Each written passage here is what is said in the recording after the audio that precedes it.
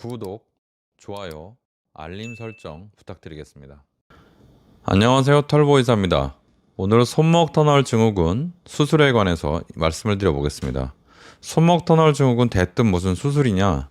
손목 터널 증후군은요, 수술을 하는 것이 원칙인 병입니다. 경미한 증상인 경우에는 약이나 주사를 맞아볼 수도 있겠지만 원칙은 수술을 하는 것이 원칙입니다. 그래서 심한 분들은요, 웬만하면 약이나 주사로 치료를 하지 마시고 수술을 하는 것이 더 적합한 치료라고 할 수가 있습니다. 손목 터널 증후군 증상은요, 손목이 아픈 거냐, 손이 아픈 거냐, 말이 많은데요. 정확하게 말씀드리면 이렇게 세 손가락 내지는 네 손가락 이쪽 영역이 저린 것을 주로 손목 터널 증후군의 증상이라고 할 수 있고요.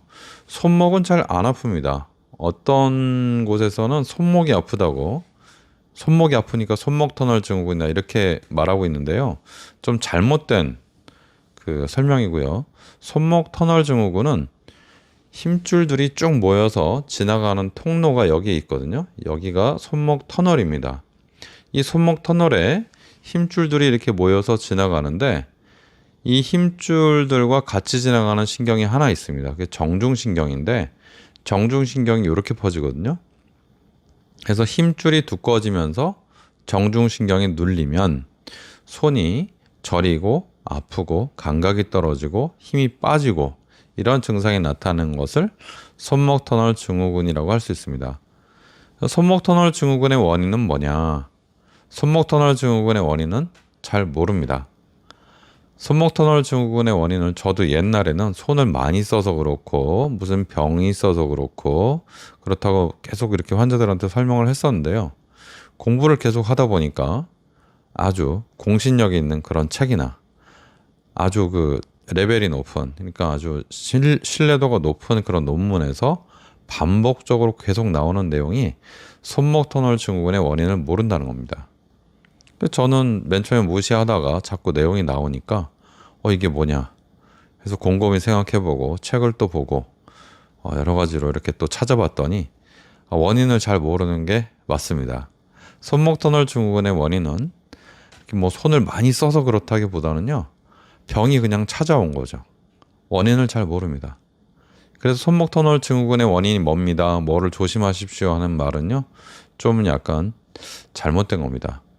굳이 따지자면 손목 터널 증후군의 원인이 한 이만큼 있다면 이 중에 한 요만큼 정도가 손을 혹사한 게 아닌가, 즉 이만큼 중에 이만큼이 혹사한 게 아닌가 싶습니다. 그러니까 아주 일부가 우리가 손을 이렇게 막 써가지고 생기는 게 있고 나머지 거의 대다수는 원인을 잘 모른다, 이렇게 생각하면 더 적합할 것 같습니다. 손목 터널 증후군의 수술에 대해서 좀 말씀드릴 건데요. 증상이 경미한 분들이 있고 증상이 심한 분들이 있습니다. 경미한 것은 손이 약간 저린 증상이 경미한 거고요. 심한 분들은 손이 타는 듯이 절절절절 저려서 정말 어쩌지 못할 정도로 타는 듯이 아프거나 저린 거를 이제 심한 증상이라고 하죠. 더 심해지면 손에 감각이 없고요. 더 심해지면 이제 근육까지 힘이 빠져서 손에 근육은 사실 많지 않거든요. 여기가 근육이 있는데 엄지에 이 근육에 힘이 빠져서 자꾸 놓치게 되는 현상이 벌어지게 되죠. 나는 별로 저리지도 않고 자꾸 뭔가 물건을 자꾸 놓친다. 그런 것도 손목 터널 증후군의 심한 증상일 수가 있습니다. 심하지 않은 분들은요, 약도 드셔보시고 주사도 조금씩 맞아보시고 좀 체외 충격파나 그런 물리치료도 좀 해보시고 그러는 건 다 괜찮습니다. 침도 맞아보시고 스트레칭도 해보시고 운동도 해보시고 좋은데요. 심한 증상의 분들은 저는 가급적 수술을 하라고 말씀을 드리고 싶습니다. 왜 자꾸 털보이사 수술하라고 그러나? 수술이 경과가 가장 좋기 때문에 그렇습니다. 손목 터널 증후군의 심한 손목 터널 증후군은 수술이 원칙인데, 왜냐하면 다른 치료들이 그렇게 신통하지 않고 다른 치료로 시간을 끌었을 때 합병증이나 어떤 장애가 나타나기 때문에 그렇습니다. 손목 터널 증후군은요, 약이나 주사로 계속 시간을 끌다가 증상을 계속 진통제로 이렇게 막다 보면 나중에 손이 다 그 기능이 떨어져 버려 가지고 수술을 해도 회복이 안 되는 경우가 굉장히 많습니다. 신경이 이미 다 말라버리면 회복이 잘 되지 않아요. 그러면 손을 제대로 쓸 수도 없고 영원히 장애가 남을 수도 있는 것이죠. 겁 주는 거 아니냐고요, 털보이사? 아닙니다. 왜 겁을 줍니까? 절대 아닙니다. 경미한 증상은 마음껏 치료하시고 심한 증상은 수술을 받아야 여러분들이 문제가 없기 때문에 사실대로 말씀드리는 겁니다. 수술은 그러면 하면은 멀쩡하냐? 또 그게 또 그렇지가 않습니다. 수술을 하게 되면 일단은 이렇게 손바닥을 이렇게 째는 경우가 많거든요. 예, 손바닥을 이렇게 길게 째게 됩니다. 이렇게 길게 째게 되면 한 짧게는 진짜 짧게 회복이 잘 되는 분들은 한 달, 그리고 보통은 2달 이상, 어떤 분들은 한 6개월 이상도 이 왠지 손바닥이 짠 데가 너무 불편해가지고 아프고 그래서 고생하는 분들이 많고요. 요즘은 좀 짧게 째는 경우가 있습니다. 이렇게 조금 짧게 옆에 이렇게 짧게 째도 사실은 뭐 똑같습니다. 그냥 기분만 짧게 짠다는 거지 사실은 거의 똑같고, 이 짧게 째는 것은 손목에 지나가는 그 정중신경을 제대로 압력을 줄여주지 못하기 때문에, 완벽하게 이렇게 줄여주지 못하기 때문에 재발도 잘하고 증상이 남는 경우도 많습니다. 제 환자들 중에 수술이 불완전하게 돼가지고 오는 분들이 좀 있어요. 왜 그러냐면 요새 새로 하고 있는 조금 째는 유행 때문에 그런 것 같습니다. 차라리 길게 쬐으면 올 수 있는 거는 2가지거든요. 수술이 보통 크게 실수하진 않기 때문에 그렇게 째고 해도요. 2가지가 뭐냐면은 좀 늦게 회복되는 경우, 손바닥이 아프거나 아니면은 좀 재발하는 경우. 예. 그래서 손바닥이 아픈 경우가 있고 재발하는 경우, 이 2가지가 문제되는 경우입니다. 그럼 재발은 왜 하냐? 그 상처 부위가 자꾸 늘어붙다가 뭔가 신경이 이렇게 눌려서 재발하는 건데요. 그러니까 상처 부위 아픈 거 오래 가거나 재발하거나, 아픈 거는 언젠간 좋아지죠. 그리고 재발하는 거는 뭐 재발하면 또 수술하면 되니까, 물론 수술이 쉽진 않습니다만 어쨌든 그 2가지밖에 없었어요. 근데 이 조금 째는 거는요, 수술이 덜 돼가지고 증상이 사라지지도 않고 장애는 계속 진행되고 그렇기 때문에 좀 너무 안 좋습니다. 저는 그냥 이렇게 기존의 방법대로 수술할 거면 그냥 길게 째는 게 안전하지 않나 하는 생각입니다. 제 방아쇠 손가락을 제가 하키 나이프로 절개하지 않고 수술을 하는데요. 마찬가지로 이 손목 터널도 같은 맥락입니다. 손바닥을 째게 되면 손바닥이 늦게 아무는 것 자체가 문제이기 때문에 일상 회복이나 일상으로 복귀하는 거나 아니면은 일에 복귀하는 시간이 굉장히 늦어지고, 특히 손바닥은 늦게 아물기 때문에 물을 만지는 시간이 또 너무 늦습니다. 아픈 걸 참고 하려고 해도 손바닥이 아물질 않기 때문에 물이 닿게 되면 덧날 수 있으니까 그게 참 문제죠. 그래서 저는 고민하다가 이것도 방법을 찾아냈습니다. 제가 개발한 방법은 아니고요. 다른 선생님이 개발한 건데, 이 손목을 절개를 해서 터널처럼 안쪽으로 이렇게 들여다보고 신경을 누르는 그 부분만 절개해서 신경을 누르는 압력을 제거해 주는 거죠. 그런 특수한 수술 방법입니다. 그래서 여기만 절개하지만 실제로는 여기서부터 여기까지 이렇게 광범위하게 수술을 다 해내는 거죠. 그러다 보니까 일단은 수술 후에 증상이 남는 경우가 잘 없습니다. 2번째는 이 수술 방법은 상처가 손바닥의 상처 자체가 나질 않기 때문에 빨리 아물고 늦게 아물고 그런 게 별로 없고요.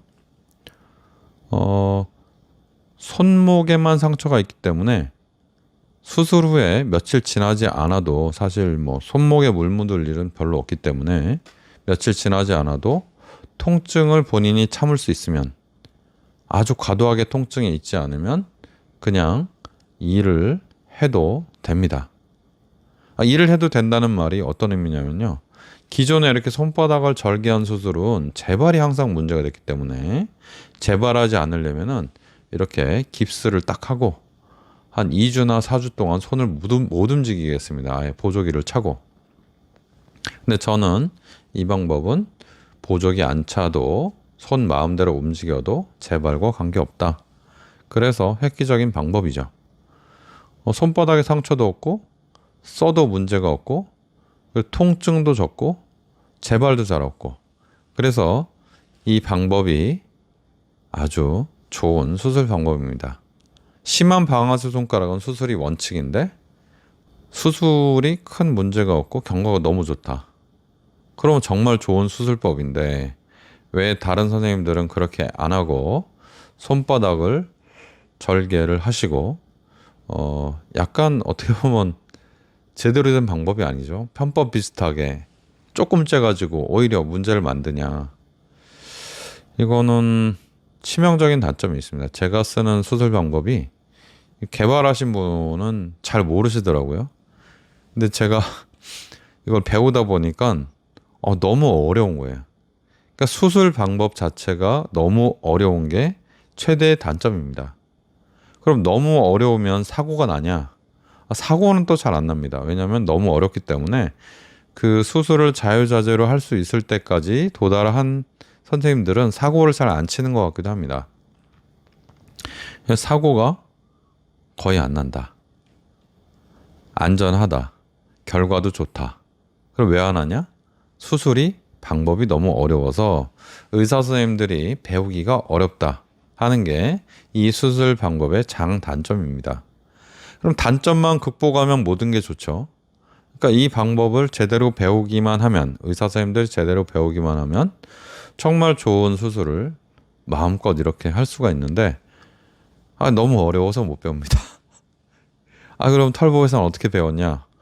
노력 진짜 많이 해서 배웠습니다. 이거 그렇게 쉽지 않습니다. 진짜 다른 수술하고. 그래서 이 수술 방법이 정말 너무너무 좋기 때문에 수술을 망설이는 분들, 그러니까 왜 망설이냐면 복귀 늦을까봐 망설이는 분들, 복귀 빨리 할 수 있습니다. 그리고 두 번째, 물론 아픈 거 좀 참아야죠. 좀 참고 복귀하는 거죠. 말짱하게 뭐 하자마자 어떻게 안 아픕니까? 하자마자 안 아파야 된다고 그렇게 환자분들이 막 그런 분들이 가끔 있어요. 했는데 왜 아프냐? 아픈 게 회복되는 데는 시간이 좀 필요합니다. 그러나 손바닥 짠 거보단 훨씬 안 아프다. 그리고 회복도 훨씬 빠르다. 그것만 알고 계시면 되겠습니다. 그래서 그 회복도 빠르고 덜 아프고 재발도 별로 없는 이 방아쇠 손가락의 특수한 수술 방법, 이런 방법이 있다는 걸 오늘 소개해 드리려고 합니다. 수술을 망설이는 분들은 더 이상 망설이지 마시고, 이 방법을 저만 쓰는 건 아니고 몇 분이 계십니다. 많진 않아요. 몇 분이 계시는데 그분들을 찾아가셔도 되고 저한테 오셔도 되고 참 좋은 방법이다. 손목 절개, 최소 절개법 굉장히 좋은 방법이니까 이 방법을 만약에 잘 하시는 선생님이 있다면 믿고 맡기셔도 될 것 같습니다. 재발률은요, 어떤 손바닥 째는 방법은 재발률이 좀 있는데, 이 손목을 절개하고 들어가는 방법은 재발된 걸 저는 거의 못 봤습니다. 물론 저한테 수술하고 재발해서 다른 데 가서 수술하신 분이 있을 수도 있지만 저한테 재발했다고 이렇게 말씀하신 분은 기억이 나질 않아요. 한 분도 없는 것 같아요. 아직까지는. 그리고 제가 할 때마다 어렵고 힘들지만 가장 좋아하는 수술입니다. 왜냐하면 경과가 다른 수술에 비해서 너무 깔끔하고 너무 빨리 회복되기 때문에 그렇죠. 제가 좋아하는 수술, 손목 터널 증후군 수술을 사실 방아쇠 손가락 하키나이프보다도 더 좋아합니다. 더 제가 아주 하고 싶은 수술 중에 하나입니다. 손목 터널 증후군 증상이 경미하다면 이런저런 치료해 보시고, 너무 저리거나 감각이 없거나 손에 힘이 빠지는 분들은 지체하지 마시고 절개하는 수술도 괜찮습니다. 안 하는 것보다는 훨씬 낫기 때문에 어떤 수술이든 빨리 받으셨으면 좋겠습니다. 감사합니다. 손목 터널 증후군 털보 의사였습니다.